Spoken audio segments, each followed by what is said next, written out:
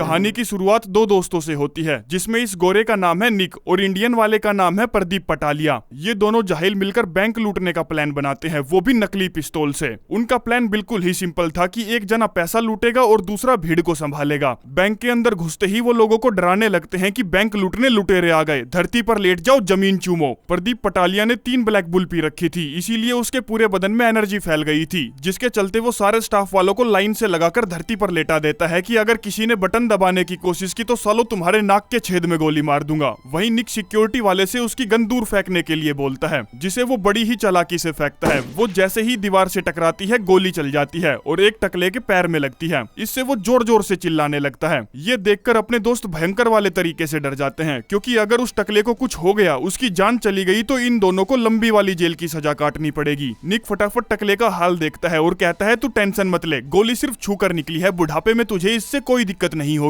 और प्रदीप पटालिया एक स्टाफ वाली लड़की जिसका नाम बैंड्रा था, उससे बैग में $1 लाख डालने के लिए कहता है। वो जल्दी से लॉकर के अंदर जाती है और थूक लगा के पूरे 1 लाख गिन के उन्हें दे देती है। निक सभी से उनका दिन खराब करने के लिए माफी मांगता है और टकले से कहता है, तुझे तो हमारी वजह से बहुत ज्यादा तकलीफ सहनी पड़ी, चल तू भी क्या याद रखेगा, हर जाने के तौर पर इसमें से एक गड्डी ले ले। टकला जैसे ही बैग में से गड्डी निकालता है, तभी ब्लू इंक का पैक फट जाता है, जिससे सारे पैसे खराब हो जाते हैं। ये देखकर प्रदीप पटालिया को गुस्सा आ जाता है, तो वो बैंड्रा से कहता है, साली धोखेबाज, तूने मेरा दिल तोड़ दिया। वो कहती है, सॉरी यार, हमें ये करना पड़ता है, बैंक के रूल हैं। निक कहता है, ठीक है कोई बात नहीं, तुझे फिर से हमारा काम करना होगा, जिसके लिए वो उसे डस्टबिन बैग देता है। कहता है, इस बार साफ सुथरे नोट डालना, भरोसा कर रहे हैं हम तुझ पर। जिस बैग में वो फिर से उन्हें झटपट पैसे डाल के देती है, पर इस बार असली वाले। उन्हें लेकर दोनों जैसे ही वहां से भागने वाले होते हैं, बैंक का अलार्म बज जाता है। प्रदीप पटालिया कहता है, बे बैंड्रा, तू तो मार खाएगी मेरे से। वो कहती है, ये मैंने नहीं किया, ये बैंक मैनेजर ने किया है। मैनेजर कहता है, साली बैंड्रा, तू ये क्या बैंड रही है, ये हम दोनों को मार डालेंगे। निक कहता है, नहीं तुम बचोगे, मरेंगे तो हम इनोसेंट, और वहां से बाहर की तरफ भागते हैं। तभी वहां एक पुलिस वाला पहुंच जाता है और उन्हें उनके हथियार डालने के लिए कहता है। उसकी असली की गन देखकर दोनों अपनी नकली तुरंत फेंक देते हैं। पुलिस वाला उन्हें धरती चाटने के लिए बोलता है, लेकिन तभी निक जैकेट खोलकर उस पुलिस वाले को अपना खतरनाक सामान दिखा देता है। कहता है, कल्लू मामा चला गोली, मैं भी तो देखूं तेरी अफ्रीकन तशरीफ में कितना दम है। लेकिन वो साला पुलिस में पैसे देकर भर्ती हुआ था, इसीलिए नौकरी छोड़कर ही भाग जाता है। इसके बाद वो अपनी चोरी की कार में बैठकर वहां से भागने लगते हैं।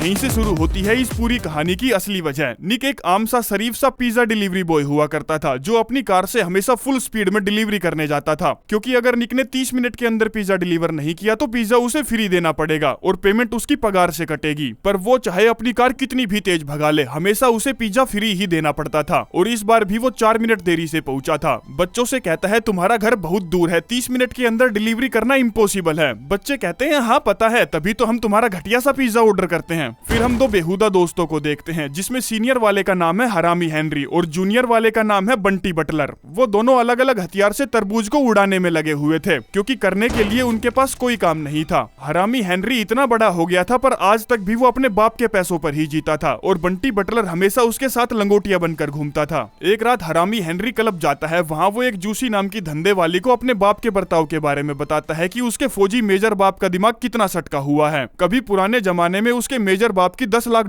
की लॉटरी लगी थी, जिन पैसों को उसका बाप फालतू की चीजों में उड़ा रहा था, जैसे कि गाड़ियां खरीदना, बाइक खरीदना, बोट खरीदना जैसी फालतू की चीजों में, जिससे हरामी हेनरी बहुत परेशान था, क्योंकि अगर उसके बाप ने सारे पैसे ऐसे ही उड़ा दिए तो उसके लिए गोबर भी नहीं बचेगा। जो सुनकर जूसी कहती है, मैं तेरी मदद कर सकती हूँ उन बचे हुए पैसों को तुझे दिलवाने में, क्योंकि मैं एक कॉन्ट्रैक्ट किलर को जानती हूँ जिसका नाम है सुप्राटा, वो तेरे बाप को पेलने में तेरी मदद कर सकता है। फिर हम देखते हैं निक और उसके दोस्त प्रदीप पटालिया को। वो दोनों एक ऐसे गन्ना चूस बंदे की बात कर रहे थे जो कभी इन्हीं का दोस्त हुआ करता था और अब एक बड़ा सेलिब्रिटी बन गया था। निक प्रदीप पटालिया से कहता है तेरी बहन को वो पसंद था, तेरी बहन ने उसे अपने छेद में उंगली भी करने दी थी। ये सुनकर प्रदीप पटालिया का दिमाग खराब हो जाता है तो कहता है साले घोंसली के, तो फिर तू ये मुझे क्यों बता रहा है, और मैं जानता हूँ कि तू मेरी बहन के साथ मजे करना चाहता है। निक कहता है तेरी बहन अट्रैक्टिव है जिसे देखकर मेरे बड़े अरमान खड़े हो जाते हैं। प्रदीप कहता है घोंसली के आस्तीन के सांप तूने अपनी बकली, अब मेरी भी सुन। पिछली बार जब तेरी गोरी गर्लफ्रेंड ने तुझे लात मारकर छोड़ा था ना, तब मैंने उसे पटा लिया था और उसके बड़े सामान पर अपनी धार मारी थी। मैं ही वो बंदा हूँ जिसने सभी को बताया था कि तेरी मम्मी लाइफ गार्ड के साथ टकाटक खेलती है, जिससे तेरी मम्मी का डिवोर्स हो गया था। निक कहता है साले अच्छी दोस्ती निभाई तूने, तेरी वजह से मेरी लाइफ बर्बाद हो गई, माँ बाप का प्यार नहीं मिल पाया। पर तू ये मत समझना कि मैं कम हूँ, मैं तेरी बहन के साथ फिर से कबड्डी खेलना चाहता हूँ क्योंकि पिछली बार मुझे बहुत मजे आए थे। वो कहता है चुप कर साले, फेंक मत, तू कभी खेला ही नहीं। निक कहता है हाँ खेला था, ग्रेजुएशन नाइट में। ये सुनकर प्रदीप पटालिया को गुस्सा आ जाता है तो वो दोनों लड़ने झगड़ने लगते हैं, जिसमें पटालिया उसे पीछे से दबोच लेता है। कहता है घोंसली के बता, घुसा दूं तलवार, घुसा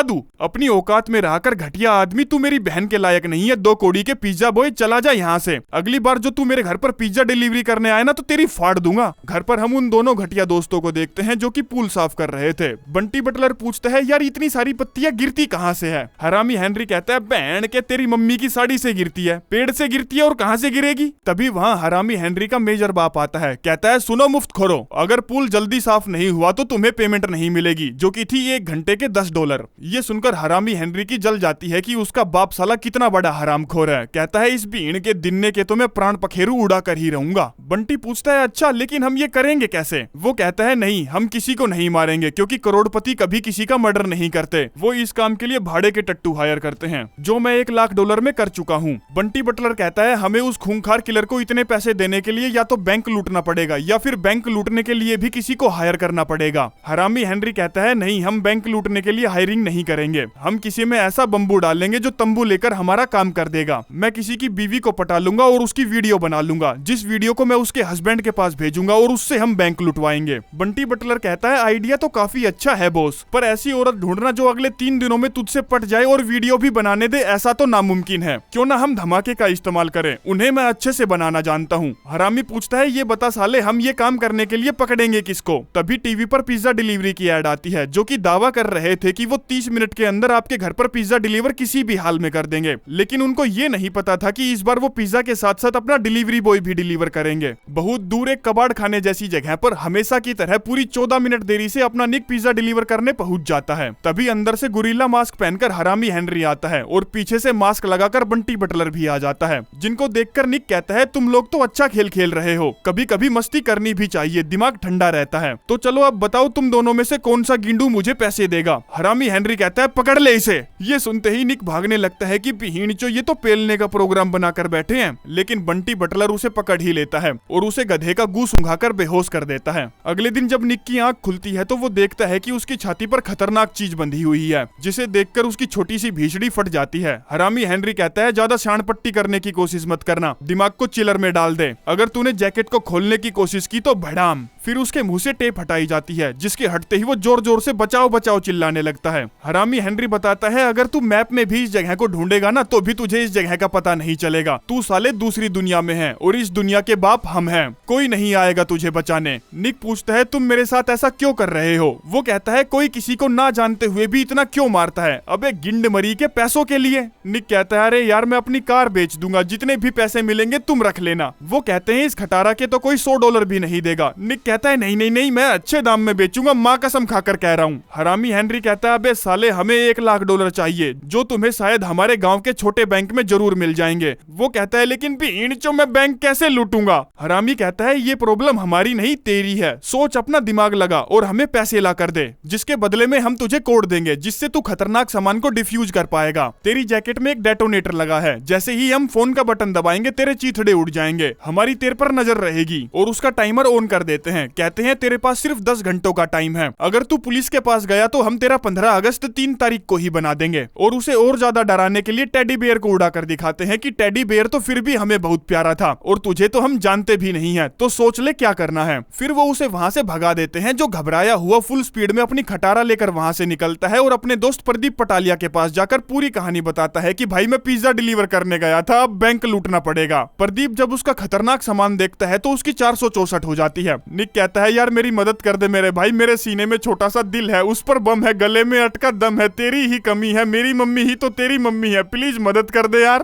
प्रदीप पूछता है पहले तू ये बता तूने मेरी बहन के साथ कितनी बार कबड्डी खेली है। वो कहता है सिर्फ एक ही बार, वो भी 8 साल पहले की बात है। प्रदीप कहता है ठीक है पर एक ही शर्त पर मैं तेरी मदद करूंगा कि तू आज के बाद कभी भी मेरी बहन का नाम नहीं लेगा और उससे कभी बात भी नहीं करेगा। निक कहता है ओके ठीक है भाई, ये वादा रहा, तेरा दिल दरिया और गींड समंदर है, तू सच में बहुत अच्छा इंसान है। फिर हम जूसी धंधेवाली को देखते हैं जिसने हरामी हेनरी के बाप मेजर को मारने के लिए सुप्राटा नाम का हिटमैन हायर किया था, जो उससे कहता है तुझे तो मेरा स्टाइल पता है ना चिकनी, पहले मैं रोकड़ा लेता उसके बाद ही मैं काम को अंजाम देता। जूसी कहती है बस कॉल का इंतजार करो, पैसे आते ही होंगे। वो कहता है मैंने बहुत किया वेट, तू कार में जाके लेट, अब और नहीं होता वेट। इस पर जूसी मुरझाई चीजों में जान डालने के लिए कार में घोड़ी बन जाती है और वो दोनों बैंक में चोरी करने का साजो सामान इकट्ठा करने स्टोर जाते हैं, जहाँ से वो 2 ग्लूगन, 2 मास्क, 2 स्प्रे पेंट खरीदते हैं। जिस सामान को देखकर काउंटर वाली पूछती है इन सब के साथ क्या तुम्हें किंगडम नहीं चाहिए। निक पूछता है नहीं, और वैसे हमें किंगडम क्यों चाहिए। काउंटर वाली कहती है एक आदमी ये 3-4 चीजें एक साथ तभी खरीदेगा जब वो किसी के साथ जबरदस्ती करेगा। प्रदीप पटालिया कहता है आंटी आप भी क्या बात कर रही हो, हम तो अभी बच्चे हैं, गोटियों के कच्चे हैं, और कैश पेमेंट करके वहाँ से निकल लेते हैं, जहाँ बाहर वो दोनों लुच्चे दोस्त उन पर नजर रखे हुए थे। कार में प्रदीप पटालिया ग्लू गन पर स्प्रे पेंट करता है ताकि वो थोड़ी बहुत असली जैसी दिखे, और दोनों पहुंच जाते हैं एक कार की चोरी करने जो थोड़ी फास्ट चले और बैंक लूटने में उनकी मदद करे। वो कार के मालिक पर अपनी नकली गन तान कर कहते हैं चल चाबी निकाल, और चोरी की रिपोर्ट 5 बजे से पहले मत करियो क्योंकि पुलिस वाले हमारी चड्डी में लटकते हैं, और निकल पड़ते हैं बैंक में डाका डालने। जिसके बाद कहानी वहीं पहुंच जाती है जहां से शुरू हुई थी। दोनों बैंक में घुसते हैं, सबको धरती चूमने का आदेश देते हैं। वहीं निक सिक्योरिटी गार्ड से गन दूर फेंकने को कहता है। गन दीवार से टकराकर चल जाती है और एक टकले के पैर में लगती है। निक चेक करके कहता है टेंशन मत ले, गोली सिर्फ छूकर निकली है। प्रदीप बैंड्रा से बैग में $1 लाख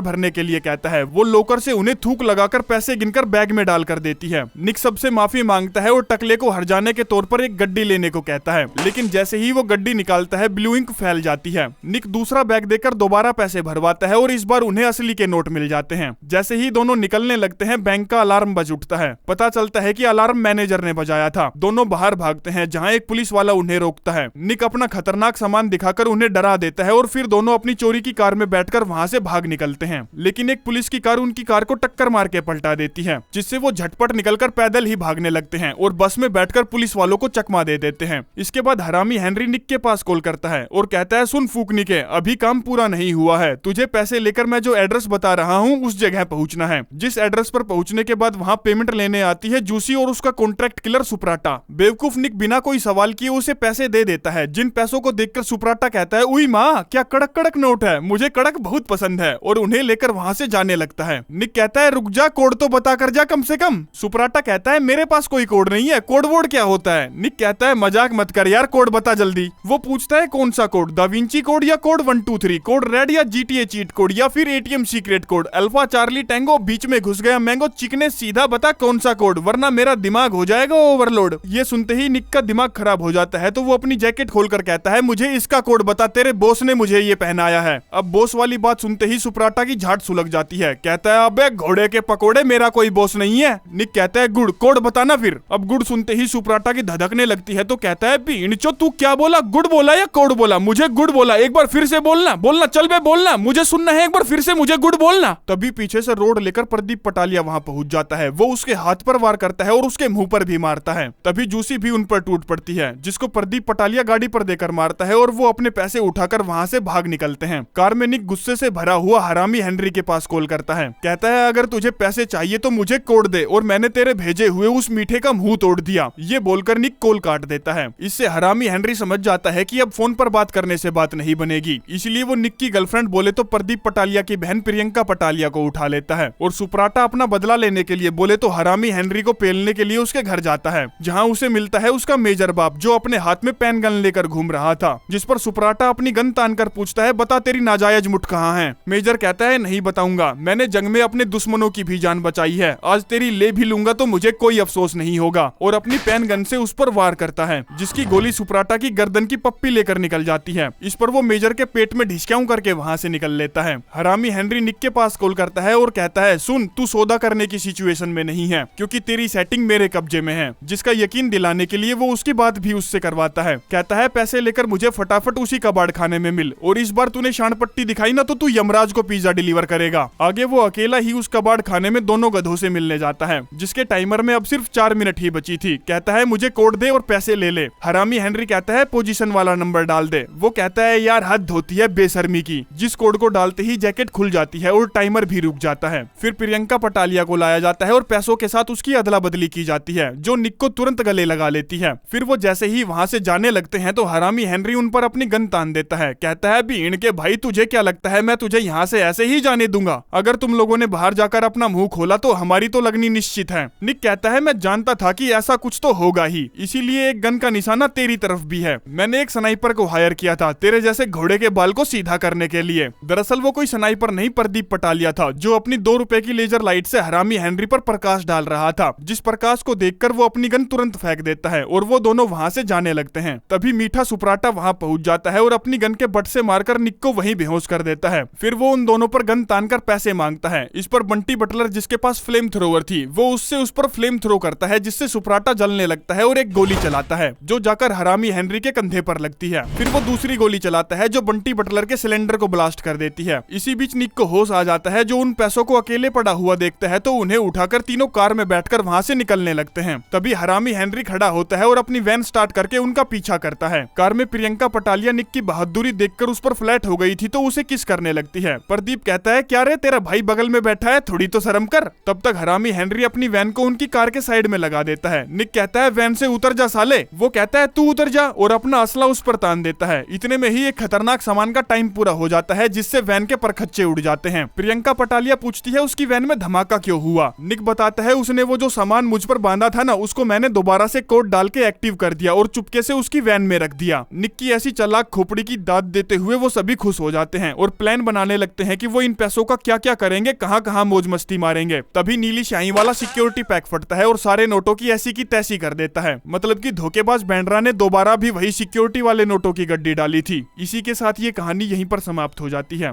धन्यवाद।